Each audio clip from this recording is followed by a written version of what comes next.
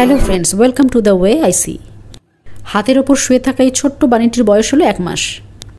এত ছোট বয়স থেকে এরা বাবা মায়ের মতো করে নিজেদেরকে কিভাবে পরিষ্কার রাখে আজকে সেটাই দেখাবো। তার আগে এটা দেখো, পা ঝুলিয়ে থেকে ঘুমোচ্ছে। অলসতার কোনো লিমিট নেই এদের ক্ষেত্রে। এবার বক্সটা বারবার নাড়িয়ে দেখি কি করে। বক্সটা দেখা এত দোলাচ্ছি, সাদাটা কিন্তু নিজের গোঁফ পরিষ্কার করে যাচ্ছে, আর পাও। আর কালোটার যেন শরীরে কোনো প্রাণ নেই। একদম ছোট্ট বয়সে এদের অবস্থা এরকমই হয়। ভীষণ অলস, যেমন রাখবে তেমনই পড়ে থাকবে। কিন্তু ভীষণ সাবধান, ওপর থেকে যেন দুম করে নিচে না পড়ে যায়, তাহলে কিন্তু আঘাত লেগে যাবে।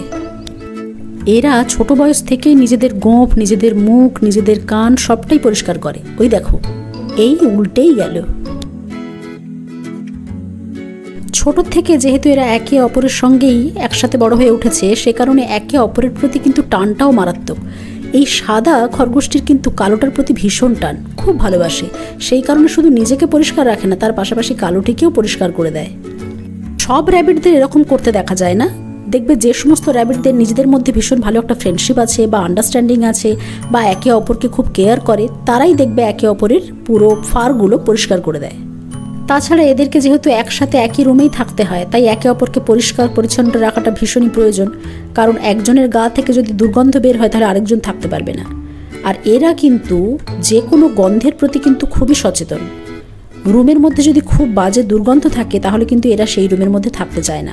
বা রুমের মধ্যে যদি খড়গুলো ভিজে যায়, সেখান থেকে বাজে গন্ধ বের হয়, তাহলে সেই রুমের মধ্যে এরা ঢুকতেই চায় না।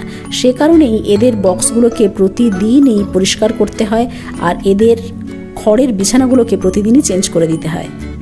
তাই এদের এই নীতিটা বেশ ভালো, যে নিজেও পরিষ্কার থাকছে, অন্যকেও পরিষ্কার রাখছে। কারণ একই রুমে তো থাকতে হবে, তাই কষ্টটা তো নিজেকেই পেতে হবে। সেই কারণেই ব্যবস্থা। কয়েক ঘন্টা যদি এদের দিকে তাকিয়ে বসে থাকা যায়, তাহলে কত ভাবে যে ওদেরকে পরিষ্কার করতে দেখবে নিজেদের, তারই এক ঝলক দেখো।